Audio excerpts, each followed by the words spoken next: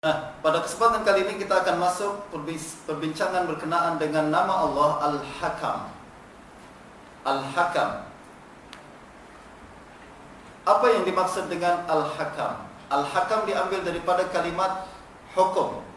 Dia adalah satu kalimat daripada bahasa Arab yang sudah menjadi bagian daripada bahasa Melayu. Kita pun sudah mengetahui apa yang dimaksud dengan hukum. Allah Subhanahu wa taala Al-Hakam, maknanya Allah Subhanahu wa taala yang telah menetapkan hukum.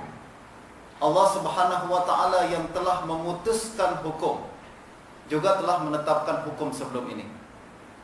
Berkata Imam Al-Halimi, seorang ulama al-hadis juga pakar dalam ilmu bahasa Arab, beliau menjelaskan bahwa Allah Subhanahu wa taala Al-Hakam huwallazi ilaihil hukum.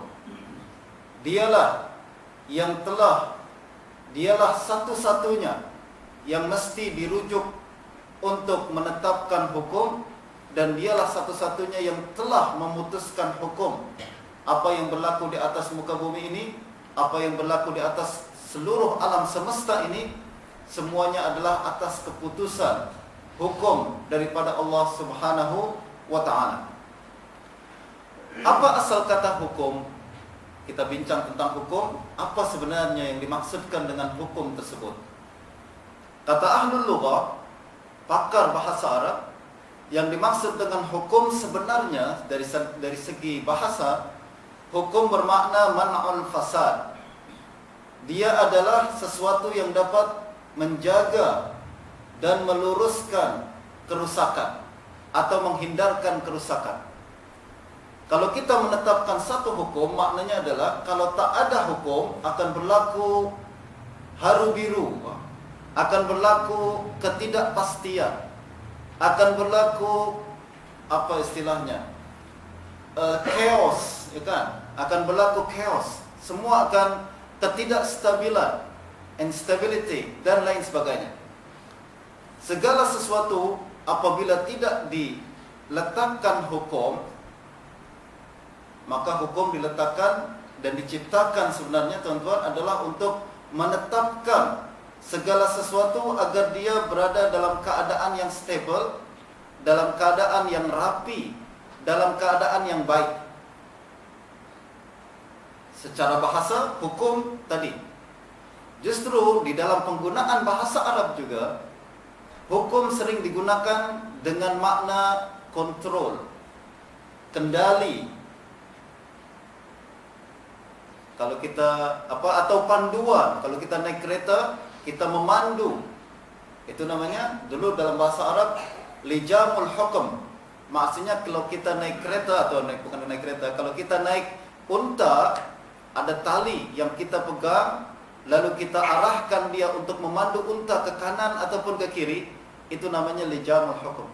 Artinya adalah hukum tuh. Dia adalah kontrol, dia adalah kendali dan panduan untuk mengarahkan kemana unta tersebut kena pergi. Sebab kalau tak ada kendali seperti ini, unta akan pergi mengikut apa yang dia kehendaki. Dia akan pergi tidak seperti yang dikehendaki oleh pemiliknya dan pemandunya. Justru akan berlaku banyak kerusakan dan tidak akan tercapai objektif yang hendak dicapai oleh pemandu tersebut. Nah, sekarang kita sudah boleh buat perumpamaan dan boleh bayangkan bahwa yang dimaksud dengan hukum sebenarnya adalah sesuatu yang digunakan untuk menjamin kestabilan, menjamin kerapian, dan menghindarkan kerusakan dan ketidakstabilan. Jadi hukum diletakkan untuk menjaga kerapian dan kestabilan tersebut. Ada orang kata hukum sebenarnya diciptakan untuk dilanggar, Ustaz. Ini logik penjinayan itu tentang saya. Nah, kalau Allah Subhanahu wa taala, sekarang kita sudah paham apa yang dimaksud dengan hukum, yaitu nak mengatur, nak membuat sesuatu rapi, dan agar tidak chaos, tidak berlaku chaos, dan tidak berlaku kerusakan di atas muka bumi ini dan bahkan di alam semesta. Secara amnya terdapat dua macam hukum. daripada Allah Subhanahu wa taala. Allah Subhanahu wa taala telah menetapkan hukum untuk agar memastikan setiap segala sesuatu yang berlaku di atas muka bumi ini berjalan dengan rapi dan stabil. Satu hukum tersebut tidak tertulis tapi kita fahami, dan hukum tersebut kita namakan sebagai sunnatullah, sunnah Allah. Apa yang maksud dengan sunnatullah? Dia adalah segala hukum hakam yang telah Allah tetapkan untuk menjaga kestabilan alam semesta. Ini segala sesuatu yang kemudian apabila saintis discover perkara ini, mereka sebutnya sebagai law of nature. Law of nature. Ini adalah alam, ini adalah hukum alam. Hukum alam. Ada hukum gravitasi, ada hukum-hukum yang lain. Lalu kita pun kenal Newton lah, kita kenal siapa lagi? Saintis-saintis yang lain, Einstein dan lain sebagainya. Mereka mencoba untuk discover dan mencari dan memahami apa sebenarnya hukum yang telah berlaku di alam semesta ini. Dan mereka lah orang yang telah memastikan bahwa alam semesta ini tidak dibiarkan oleh Allah Subhanahu wa taala berjalan begitu saja tanpa aturan hukum tertentu. Itulah hukum Allah Subhanahu wa taala. Justru ada sebagian saintis katakan, we believe in God. Saya cakap Inggris sebenarnya takut takut ada diamin yang salahkan saya pula. Dia katakan, we believe in God, but we say nature. Kami percaya adanya Tuhan, tapi kami tak sebut dia Tuhan, kami sebut dia nature. Kami sebut dia hukum. Bahkan sebagian alam. Bagian sebagian yang sering kita dengar mereka mengatakan ini the mother nature, ya kan? Mother nature. Ini mother nature nak test ciptaannya dan lain sebagainya.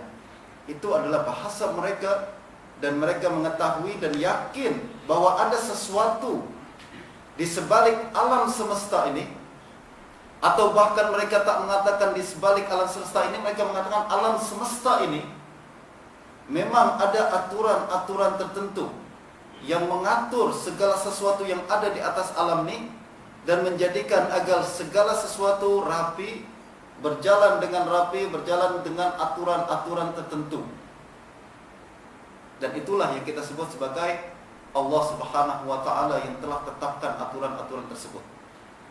Alam semesta ini tak boleh menciptakan sendiri aturannya. Sebaliknya alam semesta ini diciptakan, dan ada juga yang telah menetapkan aturan-aturan di sebalik alam semesta tersebut. Kita tengok sebuah ayat suci Al-Quran dalam surah Al-Qasas. Tuan-tuan ada bawa Al-Quran, sila rujuk ayat ini, surah Al-Qasas ayat 68 hingga ayat ke-70. Allah Subhanahu wa taala berfirman, "Wa rabbuka yakhluqu ma yasha'u wa yakhtar. Ma kana lahumul khiyarah. Subhanallahi wa ta'ala amma yushrikun. Wa rabbuka ya'lamu ma tukinnu suduruhum wa ma yu'linun. Wa huwa Allah, la ilaha illahu, lahul hamdu fil ula wal akhirah, wa lahul hukmu wa ilaihi turja'un." Ayat yang sangat indah sekali tuan-tuan. Mudah-mudahan boleh kita tadabbur dengan baik pada kesempatan pagi ini. Kata Allah Subhanahu wa taala, "Wa rabbuka yakhluqu ma yasha' wa yakhtar." Tuhan kamu, yaitu Allah Subhanahu wa taala, Dia telah menciptakan segala sesuatu yang Dia kehendaki, dan Dia juga yang telah memilih. Maksudnya apa? Allah Subhanahu wa taala menciptakan seluruh makhluk, langit, bumi, lautan, daratan, ikan, seluruh hayawan, termasuk manusia. Allah yang berkehendak untuk menciptakan mereka. Apa yang aku nak buat, aku buat. Apa yang aku nak ciptakan, aku ciptakan. Ini kehendak Allah Subhanahu wa taala yang sangat luas dan tak terbatas. Wa rabbuka yakhluqu ma yasha. Tuhanmu telah menciptakan apa yang Dia kehendaki nak ciptakan. Wa yakhtar, dan Tuhanmu juga yang telah memilih. Aku nak tetapkan apa, itu tetapkanlah. Maksudnya apa tuan-tuan? Allah sudah ciptakan alam semesta ini. Allah telah ciptakan bumi dengan seluruh benda-benda yang ada di atas dan di dalamnya. Dan Allah juga yang telah pilih apa yang aku nak tetapkan, hukum yang ada di atasnya. Jadi tak ada segala sesuatu berjalan melainkan dengan atas ketentuan hukum daripada Allah Subhanahu wa taala. Aku jadikan ada gravitasi di atas muka bumi ini. Aku jadikan atmosfer berlaku dengan 7 lapis semacam ni. Aku jadikan lapisan yang pertama apa, kedua apa, terus berikutnya. Aku jadikan air sifatnya seperti ini. Aku jadikan batu-batuan sifatnya seperti ini. Aku jadikan perkembangan tumbuh-tumbuhan seperti ini. Semuanya adalah atas ketetapan Allah Subhanahu wa taala. Kita sebut dia sebagai hukum alam, dan kita terpegun dengan kedahsyatan hukum alam ni. Sebenarnya dia adalah hukum Allah Subhanahu wa taala. Kata Imam Al-Ghazali dalam sebuah kitab karangan beliau, heran akal manusia kalau mereka melihat satu karya seni yang sangat cantik, karya seni yang sangat indah, macam lukisan Mona Lisa misalkan. Siapa yang buat Mona Lisa? Leonardo da Vinci. Kalau ada sebuah lukisan yang sangat indah, karya seni yang sangat cantik, akal manusia ketika melihat lukisan tersebut, dia segera terbayang dengan kehebatan pelukis dan penghasil karya seni tersebut. Setiap ukiran yang kita lihat, kita akan katakan hebatnya pelukis ini. Pandainya dia meletakkan dawat di atas kanvas. Hebatnya dia memilih warna. Hebatnya dia membentuk rupa. Hebatnya dia meletakkan perkara-perkara seperti ini. Dengan sangat detail kita lihat karya seni tersebut, dan setiap itu juga kita merasa kagum dengan penghasil karya seni tersebut. Betul tak teman-teman? Kalau saya tengok satu lukisan, saya sering tak paham sebenarnya. Saya rasa lukisan saya lagi bagus daripada ini. Tapi kenapa lukisan saya orang saya jual RM1 pun orang tak beli, tapi lukisan dia ni berjuta-juta orang boleh jual. Orang yang paham karya seni akan tahu perbezaan satu lukisan dengan lukisan yang lain. Dan kata Imam Ghazali, karya seni lukisan ke atau ukiran, kalau ada orang yang boleh mengukir sesuatu dan lain sebagainya, apabila orang melihat, pengkritik melihat, hati dia dan minda dia segera bersambung kepada pencipta karya seni tersebut. Dia kagum dengan keindahan dan ketinggian citra, rasa, seni dan kepakaran orang tersebut. Kata Imam Ghazali, tengok, kalau manusia tengok lukisan, terus yang terbayang adalah penghasil lukisan tersebut, keindahan, kepandaian, kepakaran penghasil lukisan tersebut. Akan tetapi, kata Imam Ghazali, apabila manusia melihat alam semesta ini, dia lihat bagaimana lautan samudra yang sangat luas dan perkasa. Dia lihat bagaimana langit dicipta begitu sempurna. Dia lihat bagaimana bumi terjaga dengan sangat baiknya di bawah lapisan atmosfer dan lain sebagainya. Tak sedikit pun dia berkata hebatnya pencipta alam semesta ini. Tetapi sebaliknya dia berkata hebatnya alam ini. Mengarut ke tak mengarut? Kalau lukisan dia berkata hebatnya pelukis ini, tapi kalau alam semesta ini dia katakan hebatnya alam ini, bukan hebatnya pencipta alam ini. Itulah kata Imam Ghazali, hairannya akal manusia bagaimana syaitan telah menutup akal tersebut sehingga dia tak boleh membuat perbandingan antara dua perkara yang sangat jelas seperti tadi. Itulah tuan-tuan dan puan-puan sekalian, apa yang kita sebut sebagai hukum alam, dia sebenarnya adalah hukum Allah Subhanahu wa taala. Alam tidak menciptakan hukum dia sendiri.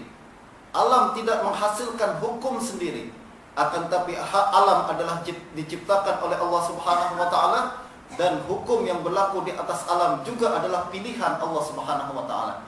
Justru Allah berkata, "Wa rabbuka yakhluqu ma yasha wa yakhtar." Tuhanmu yang telah menciptakan apa yang Dia kehendaki, dan Dia juga pilih hukum apa yang berlaku di atasnya. Maka lahumul khiyarah, kata Allah Subhanahu wa taala. Tak ada makhluk, satu makhluk pun yang punya pilihan untuk memilih sendiri hukum apa yang akan berlaku untuk dirinya.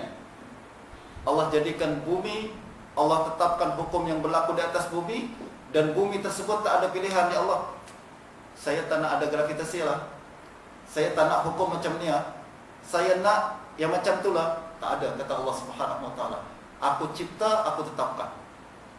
Aku buat, aku putuskan.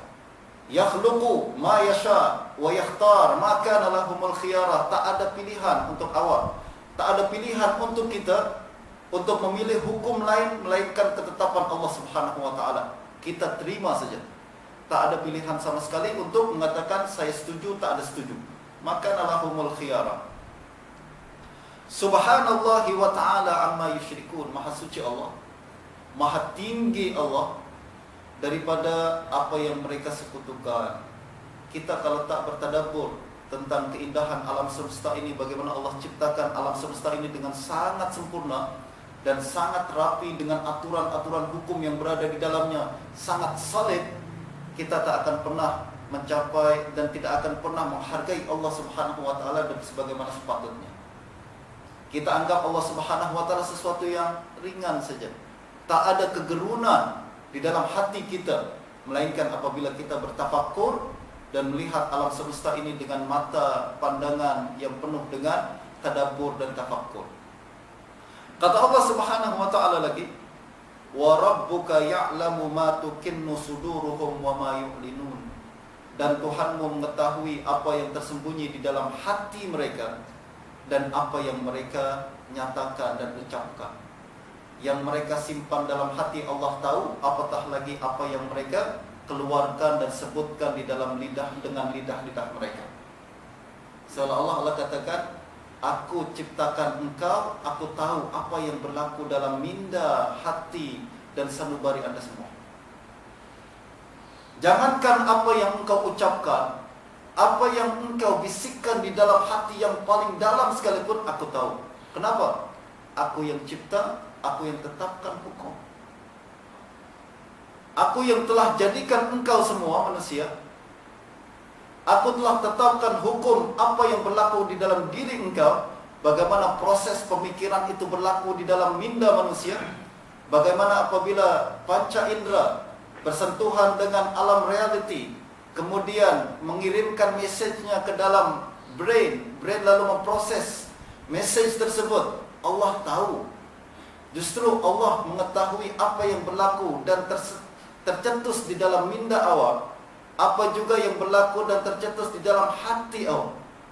Wa rabbuka ya'lamu ma tukinnu suduruhum. Allah, Tuhan mengetahui apa yang terdapat di dalam hati. Kenapa?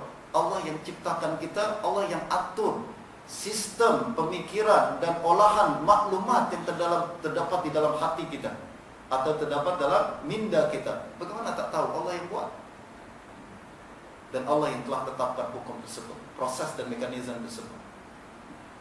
Kata Allah Subhanahu wa taala lagi, wa huwallah. Yang membuat semua itu dialah Allah Subhanahu wa taala. Allah yang telah mencipta, Allah yang telah memutuskan dan menetapkan hukum. Dialah Allah Subhanahu wa taala. Wa huwallah, la ilaha illahu, tak ada Tuhan melainkan Dia. Lahul hamdu fil ula wal akhirah. Milik Dia segala pujian di dunia dan segala pujian di akhirat. Milik Dialah semua, segala pujian di dunia dan segala pujian di akhirat. Tak ada yang layak dipuji melainkan Allah Subhanahu wa taala. Sebab selain daripada Allah Subhanahu wa taala, Dia adalah hanya sebagai perantara saja. Yang bagi rizki Allah, yang bagi rahmat Allah, yang turunkan hujan Allah, yang memberi kita makan dan minum Allah Subhanahu wa taala. Manusia hanya perantara saja. Justru apabila kita memuji dan berterima kasih kepada orang lain, sebenarnya kita berterima kasih kepada zat dan pihak yang sepatutnya diucapkan terima kasih tersebut, yaitu Allah Subhanahu wa taala. Walahul hamdu fil ula wal akhirah walahul hukm. Dia juga pemilik dan pemutus hukum. Tadi kita tengah bincang, walahul hukm. Dialah yang telah menetapkan hukum tersebut.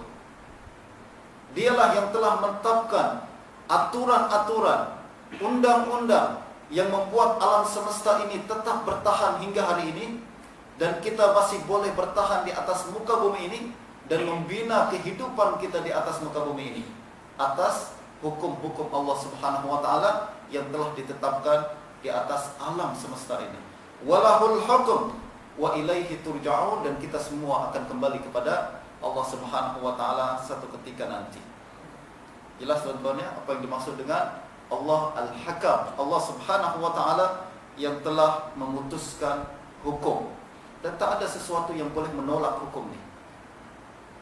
Allah yang buat, Allah yang telah tetapkan. Tak ada sesuatu yang boleh memutuskan atau menolak hukum Allah Subhanahu wa taala. Tak ada seseorang yang layak berkata, saya tak setuju dengan hukum Allah Subhanahu wa taala apabila berkaitan dengan sunnatullah atau hukum alam yang kita bincangkan. Akan tapi kita masuk sekarang berkenaan dengan hukum Allah yang kedua, yaitu yang kita sebut sebagai hukum tasyri' atau hukum syariat. Kalau hukum alam, tak ada yang berani menentang Allah Subhanahu wa taala, bahkan tunduk sepatuh-patuhnya kepada Allah Subhanahu wa taala. Tapi apabila Allah berkata, aku lebih tahu berkenaan dengan hidup manusia, aku yang lebih tahu berkenaan dengan apa yang sebenarnya diperlukan oleh jiwa dan tubuh manusia, aku yang lebih tahu bagaimana manusia sepatutnya hidup, bergaul, mencipta tamadun, kemudian bercampur dengan manusia, membangun hubungan antara satu sama lain, aku yang lebih tahu. Justru aku turunkan syariat. Tiba-tiba ramai orang berkata, saya tak setuju dengan syariat Allah. Tiba-tiba dia berkata, alah, sudah tak relevan lagi, alah, tak selari dengan zaman, dan lain sebagainya. Ini menunjukkan bahawa kita tak menghargai Allah Subhanahu wa taala sebagaimana yang sepatutnya. Dan hukum yang kedua ini juga sepatutnya adalah sebagai seorang mukmin. Kalau yang tadi, hukum yang pertama, hukum Allah Subhanahu wa taala, mukmin tak mukmin tunduk kepadanya. Manusia bukan manusia tunduk kepada hukum Allah Subhanahu wa taala. Akan tapi syariat yang Allah turunkan kepada manusia, ternyata Allah berikan kebebasan bagi manusia. You nak ikut, you tak nak ikut pun tak apa. Bukan tak apa, tak ada apa tuan-tuan. Ini maksudnya you tak ikut pun tak apa, maksudnya you tanggung sendiri, nanti ada konsekuensinya. Sebab Allah berikan keistimewaan bagi manusia. Manusia ini bukan macam hayawan yang lain. Walaupun manusia adalah hayawan, manusia punya kelebihan akal. Apa yang engkau lakukan, putuskanlah dengan akal sendiri. Kalau ini awak ingat bagus, buatlah. Kalau tak bagus, jangan buat. Dan Allah Subhanahu wa taala berikan syariat ini sebagai pembimbing akal kita untuk perkara-perkara yang tak tercapai dan tak boleh dicapai oleh imajinasi dan akal manusia. Allah turunkan syariat ini untuk menjadi aturan dan bimbingan kita apabila untuk perkara yang tidak boleh dicapai oleh akal manusia. Akal manusia bagaimanapun ada had dan limitnya tertentu.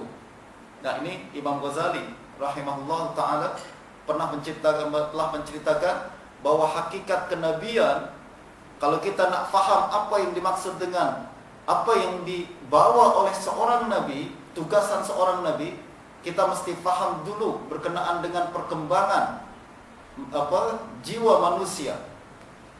Kata beliau, apabila manusia pertama kali diciptakan oleh Allah Subhanahu wa taala, dia hidup dalam keadaan kosong, zero, tak ada maklumat sama sekali yang dia miliki. Lalu kemudian sedikit demi sedikit dia boleh mula berinteraksi dengan alam sekitarnya. Dia boleh mula mendapatkan maklumat-maklumat berkenaan dengan alam di sekitarnya. Yang pertama, misalkan beliau seorang manusia merasakan memiliki indera sentuhan. Dengan sentuhan tersebut dia boleh dapat info berkenaan dengan perkara-perkara yang panas, perkara yang sejuk, lalu kemudian dia merasakan yang halus, yang kasar dan lain sebagainya. Dia baru dapat maklumat sedikit. Apabila bertambah usianya, terbukalah mata dia. Dengan indera penglihatan tersebut, dia boleh nampak warna dan dia boleh nampak rupa. Tambah lagi ilmu dia. Tapi ada perkara lain yang masih dia belum dapatkan kan? Dia belum dapatkan indera, dia masih belum tahu lagi berkenaan dengan bau-bauan. Dan dia belum masih dapatkan lagi suara yang indah dan suara yang tak indah. Makin bertambah usia dia lagi, barulah dia boleh dapatkan indera penciuman. Lalu bertambah lagi dia boleh mendengar suara-suara tertentu. Jadi menerusi perkembangan usia manusia, dia sedikit demi sedikit mengetahui perkara yang sebelumnya dia tak tahu. Apabila mencapai usia lebih tinggi lagi, bahkan sudah sampai usia balik, nampaklah akal boleh mendapatkan sesuatu yang selama ini belum didapat mereka dapatkan. Atau jiwa manusia belum tahu perkara tersebut, maklumat-maklumat baru yang hanya boleh dicapai oleh akal manusia. Kita boleh tahu baik dan buruk, kita boleh tahu berkenaan dengan perkara yang mustahil dan yang mungkin, ya kan? Itu semua perkara yang didapatkan oleh akal. Dan kalau umur kita sudah sampai kepada 40 tahun, kita akan nampak perkara-perkara yang selama ini kita belum tahu. Orang yang sudah sampai pada usia 40 tahun, akal dia semakin sempurna dan semakin tajam. Dan kita baru saja mengetahui perkara-perkara yang dulu aku tak paham lah perkara ini, tapi sekarang senang kita paham. Sebab akal kita semakin sempurna. Walaupun sudah mencapai kesempurnaan akal, ingat manusia sudah mengetahui semua perkara kan? Tetap manusia masih ada banyak perkara yang masih di luar pengetahuan manusia. Sebagaimana dulu ketika kecil, apabila indera yang kita miliki hanya penciuman dan sentuhan saja, kita belum tahu perkara-perkara berkenaan dengan warna dan rupa. Allah buka indera penglihatan baru nampak. Nah sekarang kita sudah miliki itu semua. Panca indera kita telah sempurna, akal pun telah sempurna. Ingat kita sudah memiliki info dan maklumat berkenaan dengan segala sesuatu, berkenaan dengan diri kita dan berkenaan dengan alam semesta. Tak. Banyak lagi perkara yang belum kita ketahui sebenarnya. Kita masih tak tahu berkenaan dengan masa depan. Akal manusia sehebat apapun, dia hanya boleh predik saja. Prediction yang dia boleh buat. Tapi betul-betul mengetahui apa yang akan berlaku di masa depan, tetap akal manusia tak boleh capai dan manusia tak boleh mengetahui perkara tersebut. Apatah lagi, masa depan adalah sesuatu yang paling menentukan hidup kita. Selepas kita hidup di atas muka bumi ini, masa depan kita yang paling depan adalah akhirat, tuan-tuan. Betul tak? Kalau besok saja kita tak tahu apa yang akan berlaku. Sekarang kita hidup hari Ahad ni, lalu hari Isnin kita nak buat apa dan apa yang akan berlaku kita tak tahu. Sama ada hujan ke, terik ke, kita tak tahu. Sama ada kita boleh buat deal dengan customer kita ke atau tak. Sama ada kita nak buat bisnes ke atau tak. Kita masih tak tahu lagi apa yang berlaku esok hari. Walaupun sehebat mana akal manusia, secerdas mana dia, walaupun dapat straight A dia, dapat semua dalam UPSR dan lain-lain, Walaupun sehebat apapun IQ manusia dan kecerdasan akal dia, berkenaan dengan masa depan tetap blur untuk dia.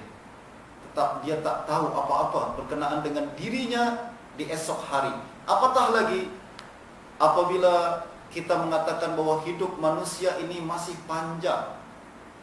Bukan hanya esok satu hari, ada 1 bulan, ada 1 tahun, ada 30 tahun, atau bahkan yang paling jauh lagi masa depan kita adalah kehidupan kita selepas mati. Apa sebenarnya yang akan kita lakukan?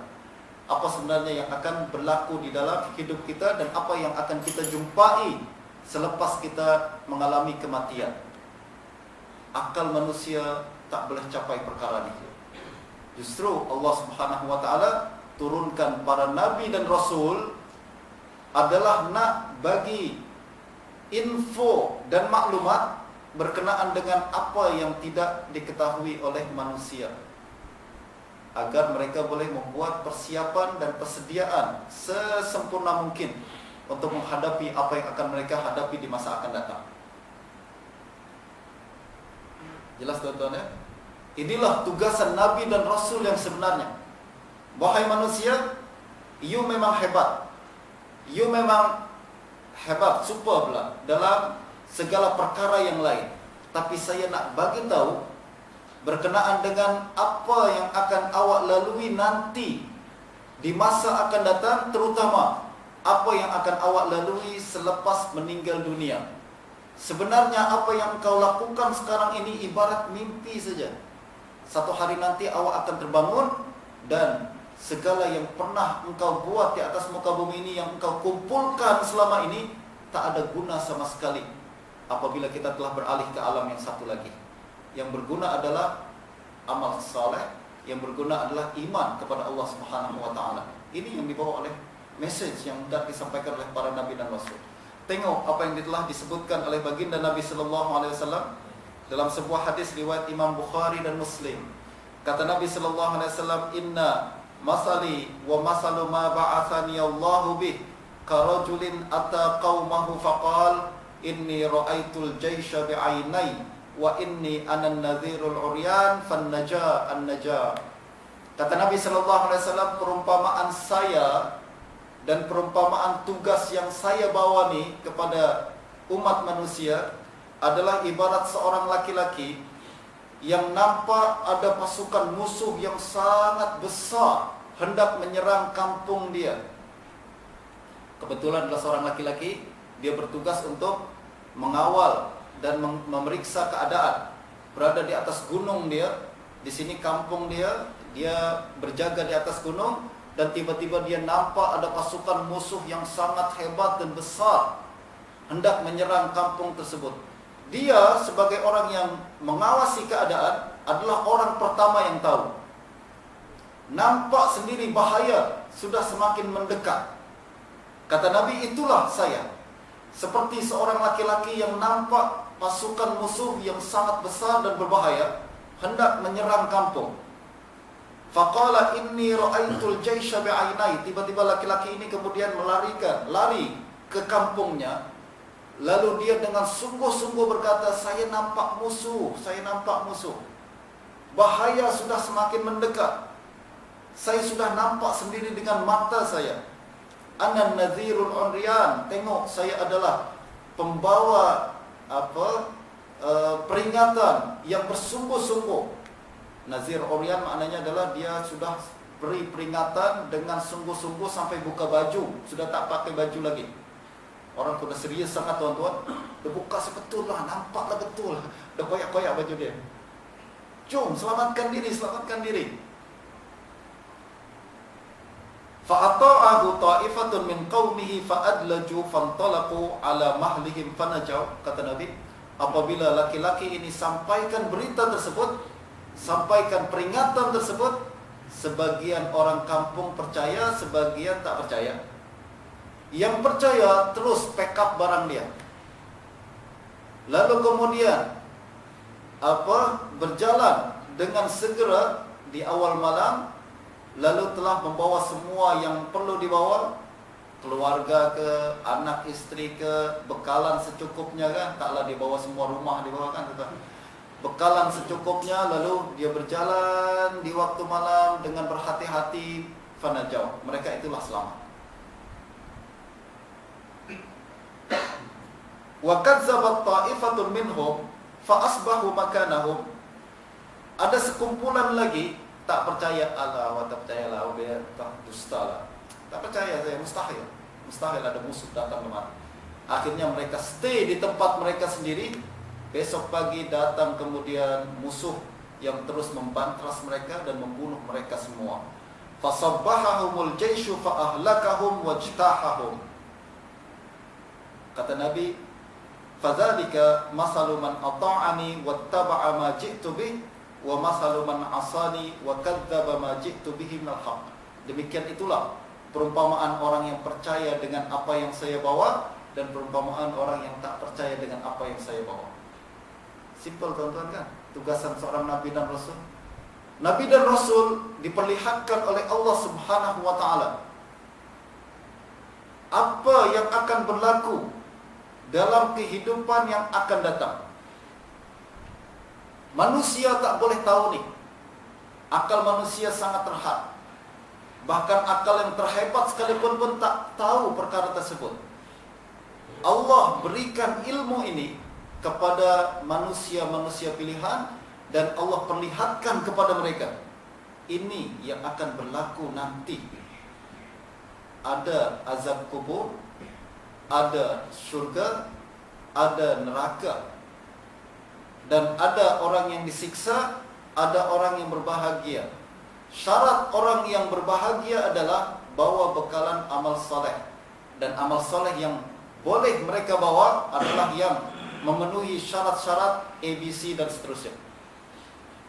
Dan kalau mereka tak bawa bekalan ni, mereka akan masuk neraka dan inilah tempat mereka. Rasul semua tengok perkara tersebut, mereka yakin bahwa inilah yang akan berlaku. Justru apabila mereka kembali kepada kaum mereka, mereka memberitahukan apa yang mesti dilakukan oleh kaum tersebut untuk menyelamatkan diri mereka. Dan itulah yang mereka bawa, syariat. Syariat adalah segala sesuatu yang kalau kita buat akan membawa kita kepada neraka, ke surga. Dan kalau kita abaikan akan menyebabkan kematian dan kemusnahan di dalam hidup kita yang akan datang. Itu tuan-tuan ya. Justru kata para ulama, syariat yang Allah turunkan innama syuri'at li masalihil ibad. Hukum yang Allah buat ini semuanya untuk kemaslahatan hamba. Tak ada Allah dapat untung sikit pun. Allah apabila manusia melaksanakan salat, bukan Allah dapat duit berbilion-bilion, tak. Allah tak dapat apa-apa pun, tapi untuk kebaikan diri manusia, kebaikan jiwa manusia sendiri. Soalan, apa yang sebenarnya kita dapatkan dengan salat ini, Ustaz? Tak dapat apa-apa pun. Kesihatan ke?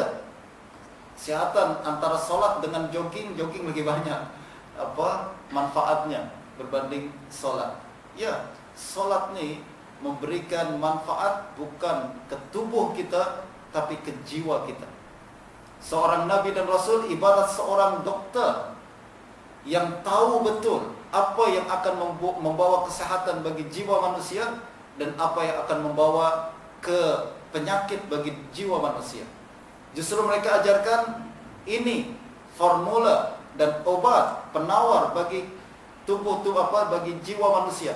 Kalau awak buat, awak akan mendapatkan jiwa yang sehat, akan mendapatkan iman yang besar, yang tinggi, yang akan membawa kedamaian ke dalam hati dan lain sebagainya. Kalaupun kita tak dapatkan kesan tersebut, insya Allah kesannya akan kita dapatkan nanti di akhirat. Kalaupun sekarang kita tak rasa lah, Ustaz, saya sholat tak ada khusyuk pun, tak rasa kedamaian pun, tak apa. Insya Allah kesannya awak dapatkan nanti di akhirat. Kenapa? Sebab kesan yang kita lakukan tak mesti kita dapatkan sekarang. Kita minum obat tak sekarang kita dapat kesan kan tuan-tuan? Kadang perlu 1 tahun, kadang perlu 2 tahun baru kita nampak. Alhamdulillah dulu saya ambil suplemen tu. Sekarang saya rasa, dulu saya ambil suplemennya sejak usia 30 tahun. Karena mengamalkan meminum suplemen ini pada usia 70 tahun sekarang, kawan-kawan saya semua dah tak boleh jalan dah. Tapi saya, alhamdulillah saya boleh jalan, masih sehat lagi. Maknanya kesannya akumulatif, dari sedikit demi sedikit baru nampak nanti di akhir. Begitu juga kesehatan tubuh manusia.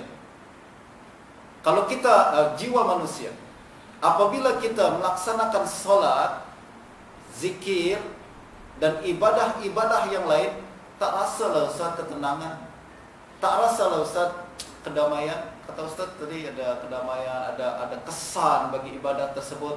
Sekarang mungkin belum berkesan. Mungkin selepas 10 tahun akan datang, selepas 20 tahun akan datang, bahkan selepas kita meninggal dunia, pasti ada kesannya. Kenapa? Ini obat yang dibawa oleh seorang Nabi dan Rasul. Rasul daripada Allah Subhanahu wa ta'ala membawa formula ini untuk kebaikan jiwa manusia. Kita buat dulu, walaupun kesannya tak boleh kita dapatkan dalam masa yang singkat, akan tetapi kesan tersebut confirm pasti akan ada kesannya dalam long term nanti, dalam masa yang akan datang. Kalau tak dalam kehidupan kita sebelum meninggal dunia, selepas kita meninggal dunia ada kesannya. Sebab ini adalah obat daripada Allah Subhanahu wa ta'ala. Semua syariat Allah, kata para ulama, adalah untuk kemaslahatan manusia. You buat, you dapat untung. You tak buat, you yang dapat kerugian. Allah Subhanahu wa ta'ala sama sekali tak mendapatkan untung dan sama sekali tidak mendapatkan kerugian atas apa yang dilakukan oleh manusia. Justru kata Allah Subhanahu wa ta'ala, sikap seorang mukmin apabila mendengar ketetapan Allah Subhanahu wa ta'ala berkenaan dengan syariat ini adalah sami'na wa ata'na. Faham tak faham, dapat kesan tak ada kesan, tetap kami dengar, kami turuti. Dalam surah Al-Ahzab ayat yang ke-36, Allah Subhanahu wa ta'ala berfirman, "Ma kana lil mu'minin wa la mu'minatin idza qadallahu wa rasuluhu amran ay yakuna lahumul khiyaratu min amrihim wa may ya'sillaha wa rasulahu faqad dhalla dhalalan mubina." Kata Allah Subhanahu wa ta'ala, tidaklah ucapan, tidak layak ucapan seorang mukmin dan mukminah apabila Allah Subhanahu wa ta'ala dan Rasulnya telah putuskan satu perkara, melainkan dia berkata taat dan patuh, tak ada pilihan bagi mereka selain atau sikap tersebut, tak ada pilihan lain. You nak selamat? Ya, apa yang Allah dan Rasulnya putuskan, ambil. Faham ke tak faham, logik ke tak logik, bukan saya katakan tak logik hukum syariat, semua hukum syariat logik. Cuma logik kita kadang tak boleh capai kelogikan hukum syariat tersebut.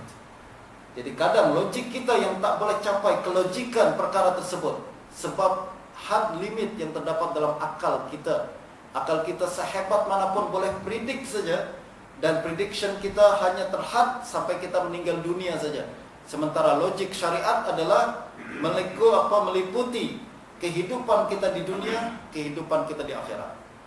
Logik syariat lebih luas dan lebih universal lagi. Justru apabila Allah Subhanahu wa ta'ala telah tetapkan satu perkara, kata Allah, tak ada pilihan bagi mukmin dan mukminah melainkan taat dan patuh. Kita berkata, saya menyerah kepada Allah Subhanahu wa ta'ala.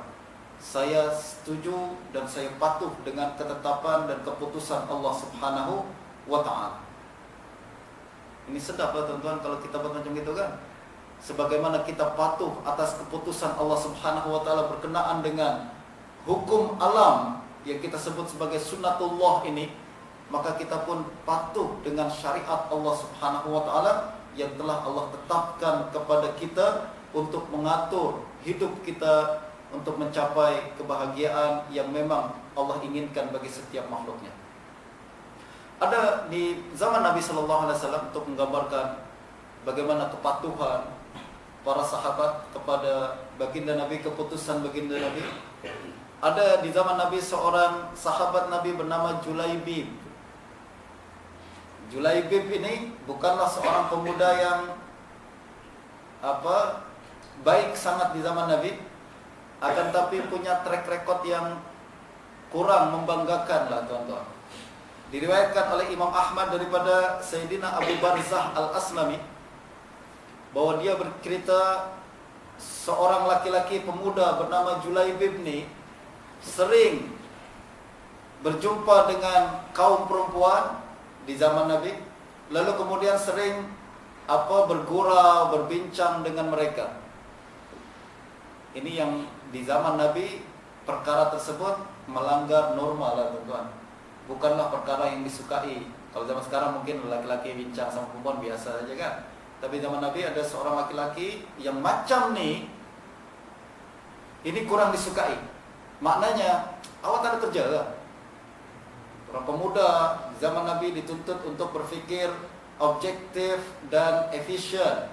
Mereka kena menggunakan masa mereka untuk perkara-perkara yang bermanfaat, bukan sembang-sembang dengan perempuan. Maka kata Abu Barzah kepada istrinya dan anak perempuannya, kalau saya nampak Julaibib cakap sama awak, habis lah. Saya tak suka lah sama budak tu. Ya, dia tadi lah. Saya tak suka sama budak tu. Tak ada kerja ke dia? Awas lah, kalau Julaibib masuk ke rumah kita, datang ke rumah kita, habis. Saya akan marah awak semua. Kita nampaklah track record dia yang kurang disukai oleh para sahabat Nabi yang lain. Pada satu ketika, ada seorang keluarga Ansar dari kalangan Ansar di Madinah. Mereka punya anak gadis. Nabi berkata kepada keluarga tersebut, kawinkan anak gadis awak.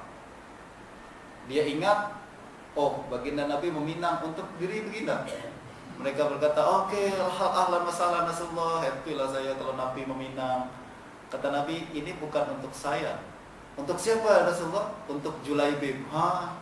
Julaibib pula. Calon menantu apa nih kalau macam ini kan? Carilah Sayyidina Umar ke, Sayyidina Abu Bakar ke, atau orang-orang yang track record dia bagus ke, yang berjuang, berjihad, terkenal, hebat kan. Ini Nabi meminang untuk Julaibib. Tengok baginda Nabi SAW sebagai seorang pemimpin dan tokoh besar di masyarakat. Nabi concern dengan setiap orang pemuda yang ada di kampung baginda. Walaupun yang teruk macam gitu pun, Nabi pikirkan bagaimana nak keluarkan dia daripada sikap yang tak baik ini. Kawinkan, mungkin dia akan berubah. Kadang ada pemuda macam gitu kan tuan-tuan. Waktu dia belum kawin, habis dah jadi mak rempit lah, jadi apalah. Banyak perkara yang dia buat, tapi selepas kawin berubah 100%. Itu yang kemudian Nabi katakan kepada keluarga ini, kawinkan anak gadis awak. Saya ingin meminang anak gadis awak untuk Julaibib. Ayah anak perempuan dia berkata, Rasulullah, Julaibib ya, macam susah jadi kita terima nih. Lalu apa kata saya bincang dulu dengan istri saya? Zaman dulu pun ada suami-suami yang bincang sama istri, bukan takut istri, hormat istri. Alasan ketentuan ya. Jadi dia jumpa, kata laki-laki tersebut, Rasulullah, saya nak bincang dulu lah sama istri saya. Padahal dia pun tak setuju lah. Lalu dia balik ke rumah, jumpa dengan istrinya. Dia katakan, cemana nih baginda Nabi meminang anak kita? Bagus apa? Kata istri dia, baginda Nabi meminang. Iya, tapi bukan untuk baginda, untuk Julaibib. Julaibib, istrinya pun pikir lagi, menantu macam mana Julaibib macam ini nih? Susah lah kita nak terima. Cemana? Apa kata kalau kita reject saja pinangan baginda Nabi? Kita reject saja. Cakaplah kepada baginda, kita tak setuju lah. Saya tak setuju punya menantu macam ini. Takkanlah anak gadis saya yang baik, yang kita didik dengan baik, yang soleh macam ini, kena menikah dengan laki-laki yang istilah kita mak rempit macam itu. Si suami pun kata, oke lah, saya terpaksa nak balik lagi ke baginda, lalu kita sampaikan rejection kita nih. Apabila si ayah sudah nak bangkit, tiba-tiba anak gadisnya dalam bilik berkata, "Ayah, ibu, saya dengar ada yang meminang ya." Dia cakap, ayahnya katakan, "Iya." "Siapa yang meminang?" "Baginda Nabi, tapi bukan untuk baginda, untuk Julaibib." "Lalu apa pandangan? What say you?" Apa pandangan ayah ibu berkenaan dengan pinangan tersebut? Katakan, "Kita nak reject lah, tak bagus lah Julaibib ni." Kata anak perempuan ni, "Ayah ibu, betulkah ayah ibu akan menolak pinangan Nabi SAW? Nabi sudah putuskan satu perkara, kita nak katakan tak setujulah. Betulkah kita mesti bersikap seperti itu?" Anak gadis punya iman lebih tinggi daripada ayah ibunya. Kadang anak memang kita dengar, tuan-tuan, kan, bagaimana dia bercakap seperti itu. Kadang anak muda boleh mengatakan sesuatu yang terlupa orang tua untuk ambil keputusan. Apabila mendengar ucapan tersebut, ayah ibunya segera tersedar. Dia katakan, "Astagfirullah, betul juga. Nabi kalau sudah putuskan sesuatu, patutkah kita katakan Nabi saya tak setuju? Nabi yang lebih tahu apa yang baik untuk kita. Nabi yang lebih faham apa yang sebenarnya lebih baik untuk kita." Justru taubatlah kita. Kita kena datang kepada baginda Nabi sallallahu alaihi wasallam dan kita mesti tunduk dan patuh kepada keputusan baginda. Akhirnya pergi ayah ibunya, ayah tersebut pergi kepada baginda Nabi sallallahu alaihi wasallam. Lalu beliau katakan, "Ya Rasulullah, apa yang baginda rasa lebih baik, kami akan patuh dan ikut apa arahan baginda." Jadilah dinikahkan antara perempuan tersebut dengan Julaibib. Dan betul tuan-tuan, selepas pernikahan Julaibib berubah. Beliau bahkan menjadi mukmin yang sangat baik. Pada satu ketika, kaum muslimin di Madinah mendengar musuh tiba-tiba menyerang. Terus seluruh pemuda keluar untuk menyambut musuh tersebut, dan salah seorang yang paling laju keluar adalah Julaibib. Dia keluar menghadapi musuh dan berlaku peperangan. Apabila selepas peperangan berakhir, para sahabat balik lagi ke Madinah, baginda bertanya kepada para sahabat yang baru balik perang ni, "Hal tafqiduna ahada?" Awak kehilangan seseorang kan? Awak nampak tak orang yang dulu pergi ke medan perang sekarang tak balik lagi? Para sahabat berkata, "Ya, ada si fulan gugur, si fulan gugur." Tapi Julaibib tak disebut. Nabi tanya lagi, "Ada orang lain tak yang tak balik selepas medan perang ini?" "Ya, si fulan, Julaibib tak disebut." Kata Nabi, "Saya tak nampak Julaibib ni sekarang. Cari dia. Apa yang berlaku pada dirinya?" Para sahabat kemudian lari, cari, dan mereka temukan Julaibib syahid, terbunuh di antara 7 orang musuh di sekitar dia. Para sahabat berkata, dia berperang dengan sangat berani. Dia telah membunuh 7 orang musuh, baru kemudian musuh membunuhnya. Nabi menjadi sangat bersedih. Nabi angkat dan bawa dia ke kubur, dan Nabi pegang dia, Julaibib tersebut. Apabila para sahabat menggali liang kuburnya, lalu Nabi turunkan sendiri dan kuburkan. Nabi menjadi sangat bersedih sekali. Lalu Nabi pun berdoa untuk istri yang ditinggalkan oleh Julaibib. Nabi katakan, "Allahumma subba 'alaihal khaira sabba wa la taj'al 'aishaha kaddan kadda."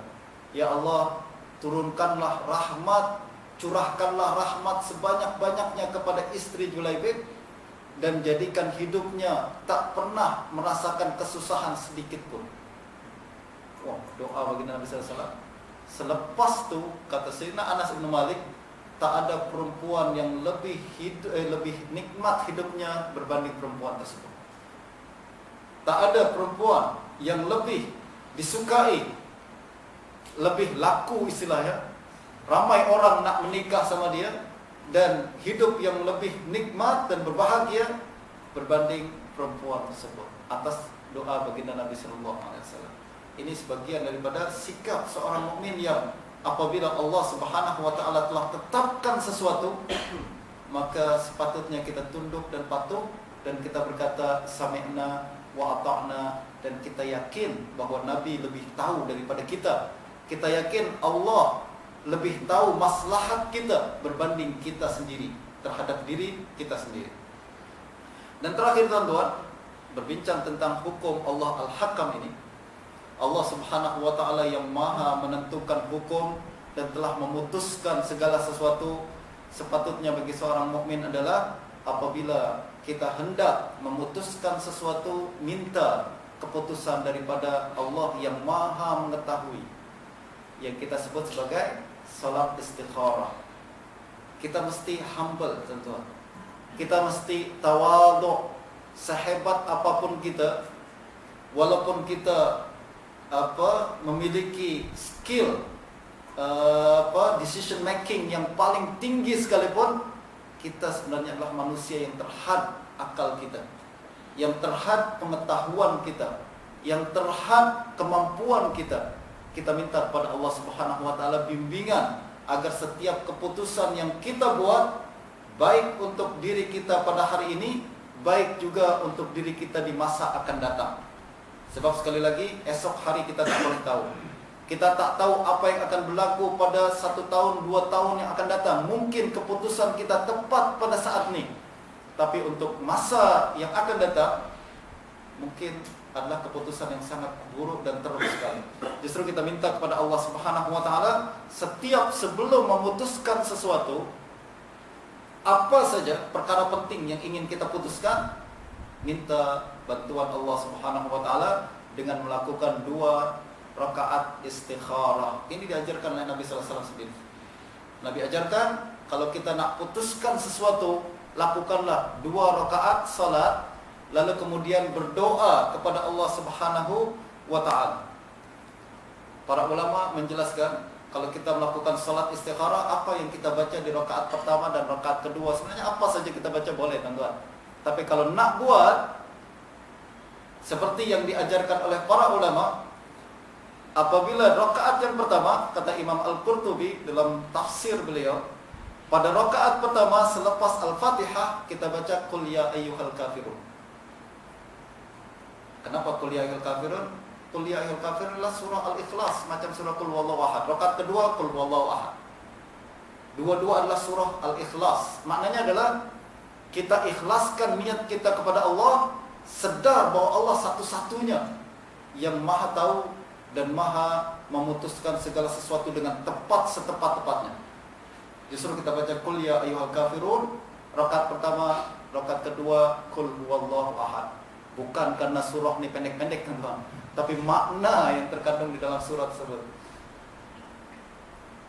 Boleh juga sebagian masyayikh, kata Imam Qurtubi, sebagian ulama memilih pada rakaat yang pertama kita membaca ayat yang tadi kita bincang di surah apa tadi? Surah Al-Qasas 68. Wa rabbuka yakhluqu ma yasha'u wa yakhtar ma kana lahumul khiyarah, hingga habis. Pada rakaat yang kedua kita membaca ma kana lil mu'minin wala mu'minatin idza qadallahu wa rasuluhu amran an yakuna lahumul khiyaratu min amrihim, yang macam tadi yang kita baca di surah Al-Ahzab ayat ke-36. Kita baca dua-dua bagus, kata Imam Qurtubi.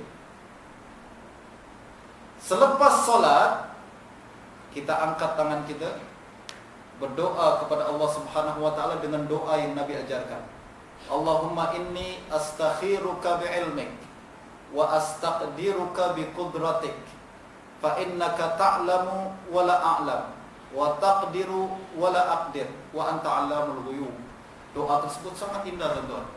Kita mengaku bahwa kita sangat lemah, dan kita mengaku bahwa Allah Subhanahu wa taala yang lebih hebat dan lebih pandai, lebih tinggi dan lebih tepat keputusannya berbanding kita.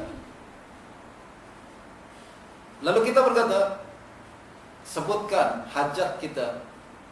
Allahumma in kana hadzal amr khairan li. Ya Allah, kalau perkara ini sebut, kata Nabi, apa yang nak kita bincangkan, nak kita minta. Perkara apa? Menikahi si Siti ke atau si Ruqayyah, misalkan, pilih salah satu. Atau saya nak close deal dengan syarikat ni ke, tak. kita proceed dengan plan ni ke atau tak. Semua keputusan kita minta Allah putuskan. Justru kita sebut, ya Allah, in kana hadzal amr, kalau perkara ni, sebut perkara tersebut baik untuk saya, fi ajili khairan li fi ma'ashi wa aqibati amri, ajilihi wa ajilihi. Ya Allah, kalau perkara ini baik untuk kehidupan saya, untuk income saya, untuk dunia saya, dan juga baik untuk akhirat saya nanti, kehidupan yang sekarang dengan kehidupan yang akan datang, kalau baik ya Allah, faqdurhu li, takdirkan ini berlaku. Kalau betul baik, takdirkan ya Allah. Kalau tak baik, fasrifni anhu wasrifhu anni. Kalau perkara ini tak baik, jauhkan saya daripadanya dan jauhkan dia daripada saya. Maknanya, walaupun kita kita udah pikir nih, saya rasa perkara ini baiklah, kita kena istighfar dan berkata astagfirullah. Ini hanya kemampuan berpikir saya saja. Tetap keputusan kita minta kepada Allah Subhanahu wa taala untuk direct decision kita agar mendapatkan decision yang terbaik. Kita berkata, kosongkan pikiran dan pilihan kita. Para ulama berkata, kata Imam Qurtubi lagi, wayan bagi lahu an yufarriqa qalbahu min jami'il khawatir hatta la yakuna ma'ilan ila amrin minal umur. Sebelum kita melakukan istikharah, kita mesti kosongkan minda kita daripada apa-apa keputusan. Ada sebagian orang melakukan istikharah selepas dia putuskan. Sebenarnya dalam hati dia, saya nak putuskan ni. Lalu saja istikharah formality, kita buatlah istikharah. Lepas itu datang pada ustaz, saya nak melakukan perkara ni. Sudah istikharah ke? Sudah ustaz. Oh, dah. Kalau saja. Dan terutama berkaitan dengan menikah, saudara. Kalau menikah ni istikharah formality kebanyakan. Kalau menikah, ada seorang pemuda datang kepada saya, ustaz, saya nak menikah sama perempuan ni. Padahal dia masih belajar lagi. Saya katakan, awak sudah fikirkan? Sudah. Awak masih belajar. Tapi saya sudah istikharah, ustaz. Ini istikharah. Ini istikharah selepas awak putuskan ke sebelum awak putuskan? Karena ada orang putuskan dulu baru istikharah. Padahal yang ulama katakan, jangan putuskan apa-apa, kosongkan hati kita dari apa-apa keputusan. Tak ada keputusan yang telah kita buat, serahkan kepada Allah Subhanahu wa taala. Ya Allah, saya serahkan kepada Allah. Kalau jadi kalau baik, jadikan. Kalau tak baik, hindarkan. Simple saja. Nah, kata para ulama lagi, kata Imam Al-Qurtubi, fa inda dzalika ma yasbiqu ila qalbihi ya'mal 'alaih fa innal khaira fihi insyaallah. Kalau kita sudah kosongkan hati kita, lalu kita serahkan semua keputusan pada Allah Subhanahu wa taala, selepas solat tu, apa yang berlaku di dalam hati kita, terbetik dalam hati kita, lakukan. Sebab kebaikan ada di situ insyaallah. Tapi syaratnya kosongkan hati kita, teman-teman. Kosongkan hati kita. Fa in azama 'ala safar, gitu juga kalau kita nak pergi musafir dan lain-lain, mintalah istikharah daripada Allah Subhanahu wa taala. Nah, ini kalau ada bisikan di dalam hati kita selepas istikharah, ada orang katakan mimpi ke atau apa, tak mesti. Bahkan kadang tak ada signs apa-apa. Tak ada tanda daripada Allah apa-apa selepas kita istikharah. Kata para ulama, kalaupun begitu, tandanya adalah apa yang berlaku itulah keputusan Allah Subhanahu wa taala. Walaupun kita tak rasa saya nak buat ni ke selepas itu, tak. Selepas istikharah, minimal adalah apa yang berlaku itulah keputusan Allah dan itulah yang terbaik untuk kita. Dan jangan kita kemudian menyesal, begini ya, kenapa Allah pilihkan macam ini? Tak, yakinlah, you yang minta pilihkan, Allah sekarang sudah pilihkan. Dan yakinlah, sebagaimana yang kita sebut dalam istikharah, Allah lebih tahu. Allah yang lebih tahu berkenaan dengan apa yang baik bagi diri kita. Justru ini, tuan-tuan, adalah perintah baginda Nabi SAW. Nabi ajarkan istikharah fil umuri kulliha, dalam seluruh perkara perkara apa saja, bahkan yang kecil pun kalau kita perlukan istikharah, menunjukkan bahwa kita hamba yang selalu bergantung kepada Allah Subhanahu wa taala. Dan setiap orang yang beristikharah, ma khaba man istakhar.